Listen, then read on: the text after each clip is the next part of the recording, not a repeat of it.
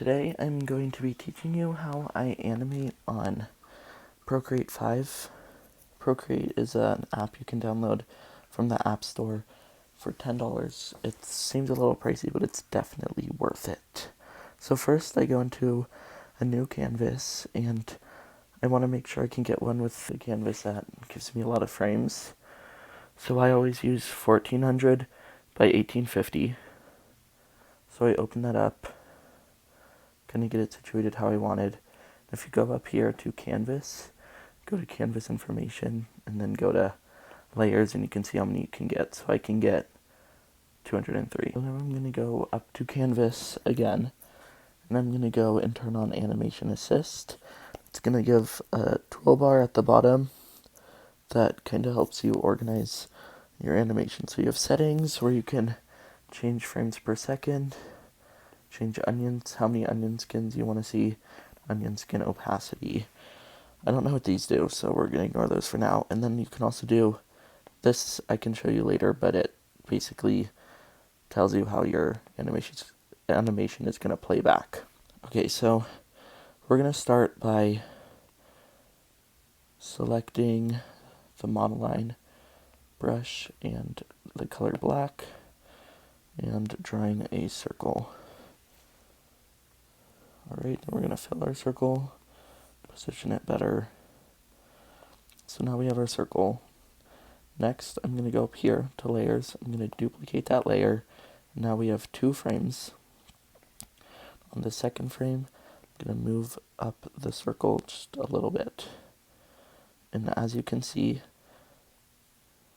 what's going on here, is the onion skin, where you can change the opacity to see how much. It's just a layer before. And now we're going to go up and duplicate it again. Go a little bit higher, stretch it out just a little bit to make it look like it's bouncing into the air. Then we're going to duplicate that, go a little bit higher, duplicate it again, go up higher. Then we need to have the ball slow down, so we're going to duplicate it, decrease how much we stretch it out, and sort of slow down the ball as it reaches the top, like this. Till we reach the top, we have a circle again. And then we're gonna duplicate the top layer twice so that it stays up there a little bit longer. And then we're gonna go back and duplicate all of these other layers that we've already made, starting with this one, and then drag it to the top. This one, drag it to the top.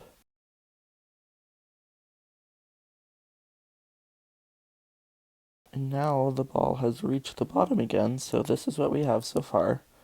Just a ball bouncing into the air, but when we get it to the bottom, we want it to kind of smush up against the ground. So what we're going to do is we're going to duplicate this, then we're going to stretch it out sideways, down a little bit, and just place it slightly below. We're going to do that one more time. Stretch it out, down, and then we're going to have it come back up by duplicating this layer, then this layer. And then, if we go here and put it on a loop, the animation will just play just like that. And we're actually going to go delete this layer. It'll make it look a little bit more natural. Now we have a ball bouncing. You can also change frames per second to make it super fast or super slow.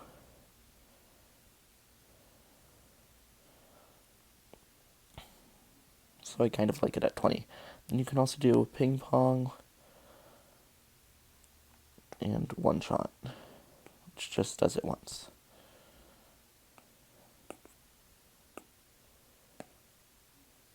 Now we're just gonna jump over here to the Spotify animation I did for my TikTok account. And currently right now onion skin frames are at the max, so you can see like all of the frames, but we're just going to go down to 1 so it's a little less overwhelming. I'm going to kind of show you what I did for here. So if you go up here, what I did is I created groups. And groups act as a single frame, but then you can put multiple layers in the group, which is super helpful when trying to do when you're trying to edit each individual frame. So here we have this layer and this layer, which are completely formed separately. And originally I had each of the music notes on these layers in their own frame, but I ran out of frames, so I had to combine them eventually. Like you can see up here, they're all on their own.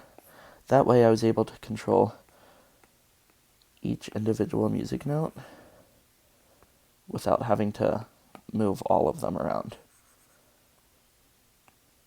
And then also, what I did for the guy with headphones dancing is I created him doing it once. So and I labeled those layers. So he starts normal, and then he goes to the side, and then he comes back, and then he goes to the other side and comes back, and then I labeled it. So it took 13 frames to do that, and then I was just able to copy and paste those 13 frames throughout the rest of the animation, so I didn't have to keep drawing him over and over and over again.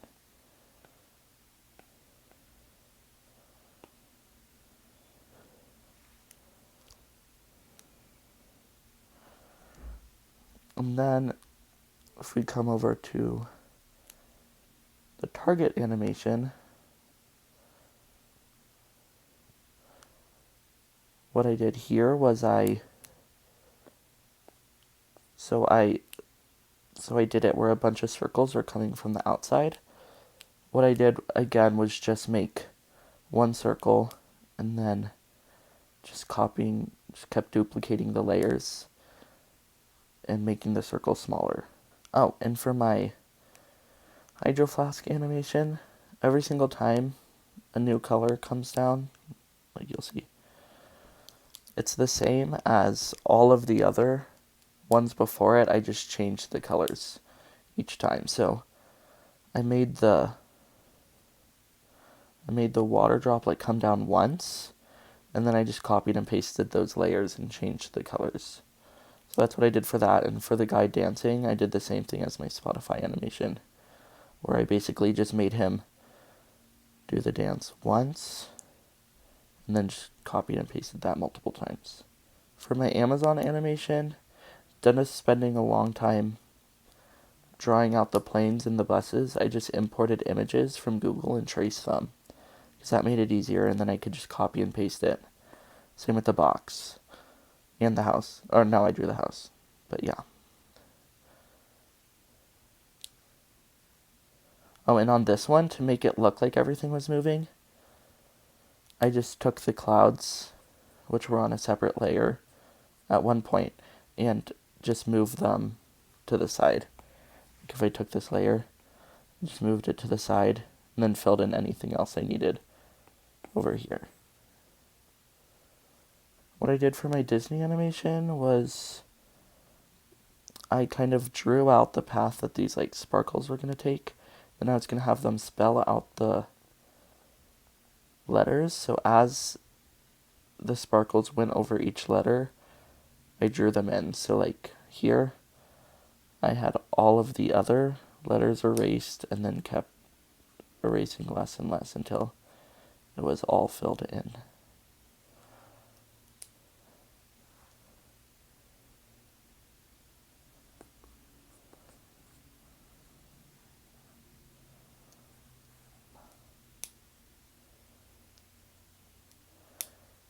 And for my Procreate animation, how I got the paintbrush to look like it was painting is I just, again, erased.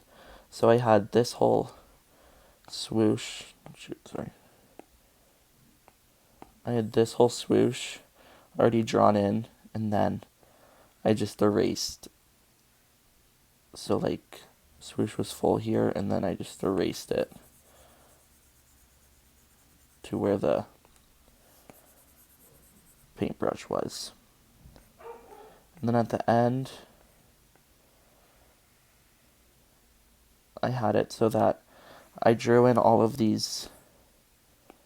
colors on it, and then when the paintbrush taps the swoosh, I guess, everything turns to color, and then it just goes from my drawing to the actual logo. And yeah, that's my quick little tutorial. I don't know how long this will be. I hope it wasn't too confusing. But this is basically how I animate on Procreate. I guess the main thing is to incorporate groups. Oh, and I should probably go over how you make a group. So you have these two layers, and they're on separate frames right now. All you do is hold down on one, pick it up, and drag it over the other, and now you have a group. So now they behave as one layer. And yeah, so yeah, that's how I animate on Procreate.